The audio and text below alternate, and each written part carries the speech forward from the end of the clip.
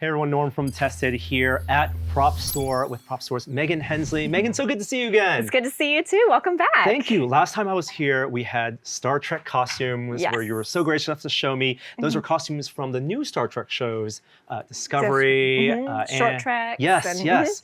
But now we have some from the upcoming EMLA auction. From the Star Trek I grew up with, Next Generation, DS9, and Voyager. Oh my gosh. So something that it may not be immediately kind of recognizable here are these are the captain's uniforms. Absolutely. We have three captains, Jean-Luc Picard, of course, Captain Janeway, Captain Sisko, just all on one stage together. Couldn't find a better place for them. Wow. Yep. And the uniforms really tell a story, not just of the universe of Trek, but also the production of Trek. Absolutely.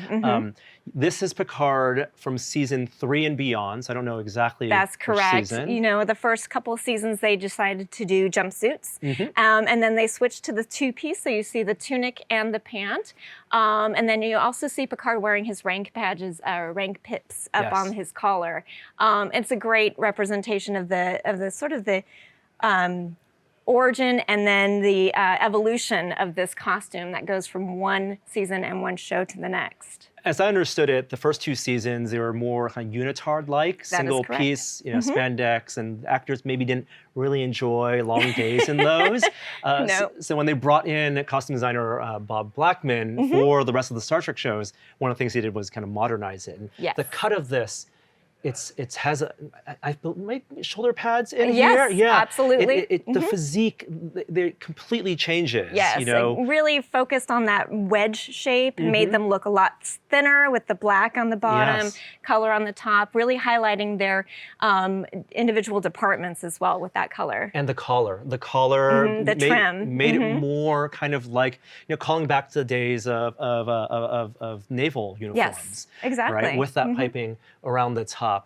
Something that I have to call out, because even with the season 3, you know, they did evolve the costumes. Yes. When they also evolved how they wore the costumes, and if this being Picard's costume, Star Trek fans may know the Picard maneuver in the show where he does the, I gotta do the Picard maneuver. Do it. This is the Picard maneuver. He does the tuck as he stands up from the captain's chair. Absolutely. Oh, it's so cool. Yeah, it's a great piece. Very well preserved too. And you know, you can talk about your preference between screen accurate and artifact accurate colors. Yes. You can see the difference, the deep purple that comes out when you see it in person, right? Gosh, I did not realize it was gonna be that pronounced a difference. I know.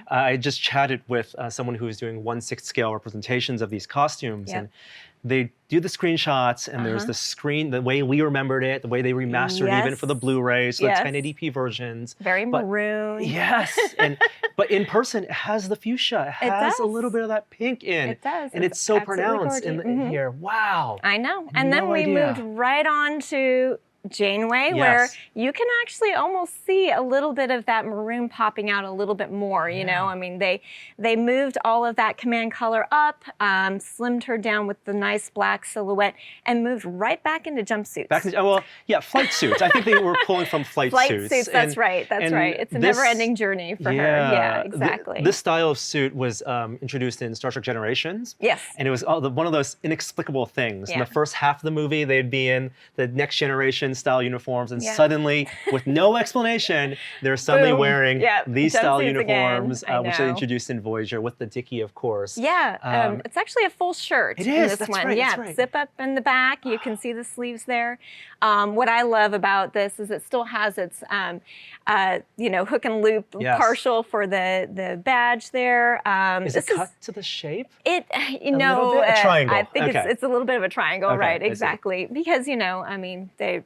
Just trying to get it fitted on there and stay. So, I mean, it's the same type of material. It's 100% wool with a twill kind of feature to it. And then she's got her fitted waist there. And it's actually very small. I didn't exactly know how tall this particular actress is, but she's, you know, it's a great piece right here. And built in the loops for the holsters, for the tricorders, for the phasers, a little bit elastic, a little more form-fitting, like you said. I think all the actors are pretty fit when they did those roles. And then just like, you know, Generations introduced this style of uniform, First Contact introduced a new style of uniform that they then incorporated into DS9. Never into Voyager, because I guess their replicators never got updated. You know, they were lost in the Delta Quadrant. They were pretty much secluded way out there. Yes. So the no phasers change. got updated, but not the costuming. They did their own laundry. They ran out of fabric or something. Right. Yeah. So no, this was introduced it wasn't actually their very first costume either, or uniform either. And so when this came in, the lovely wool at the top, it's the yoke, that's that gray signature yoke. And then they brought the command color to the, and this is also a full shirt underneath. You can pull it down. Yeah. The zipper in the front instead of the back, with this lovely kind of just piping there. And then they brought back a nod to the classics, which is wonderful. It's this trim that's going around their wrist to indicate command. Yes, yeah. Department. So that piping, that structure that it adds, I think is a real hallmark, both on the internal shirt and this. That I think is a real hallmark trim. of that. Absolutely. And I didn't realize that this shirt.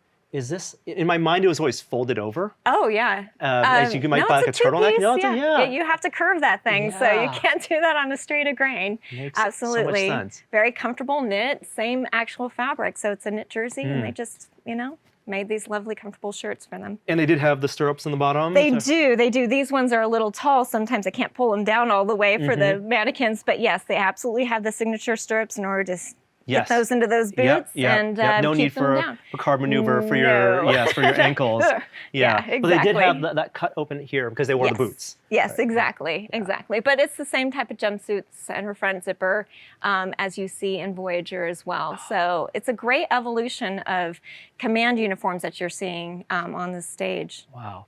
From the uniforms they wore day to day to some specialty uniforms or costumes. Yep. This is a Borg from, it looks like Next Generation. That's right. First Contact. Season 5. Yes, this is season 5. Absolutely. And they did change that up for First Contact. Who wore this, or what was this for? Well, this is a gentleman that wore it in, I think, episode, you just named it. Borg? Borg, thank you. So this is Hughes. Hughes costume, exactly. Yeah. So he wore this one, and it's in great condition. Still has, the distressing on it has not come off. It's very versatile. It's very movable. Anybody who wants to wear it probably could still wear it and won't fall apart on you, although it is a great display, especially because of its all intricacies. You've got this detail here, up here on the neckline, all the pipes that go through.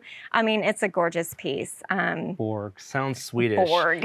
Sculpted abs, of course, for the Borg. The cutest, Picard, Patrick Stewart became Borg at the end of season 3, beginning of season 4, and so he wore very similar partial Borg outfit. Need to have that nod to humanity, I think. or some organic combination. It's a cyborg, right? There you go. Part organic. Exactly. They're looking for perfection in the hybrid of mechanical and organic.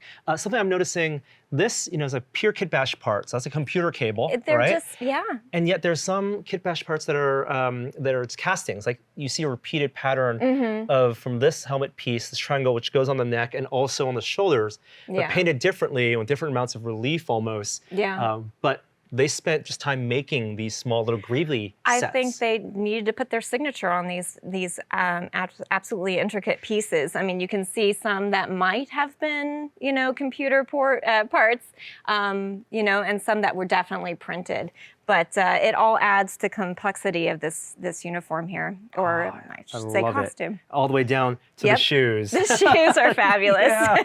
Wow, you can really see that thickness of that foam. Yeah, exactly. So, wonderful piece. Oh, thank you so much, Maegen, for geeking out with me about Star Trek uniforms. I love geeking out with you about Star Trek anytime. And these will be on the EMLA auction this June. At the end of June. Yes, sir.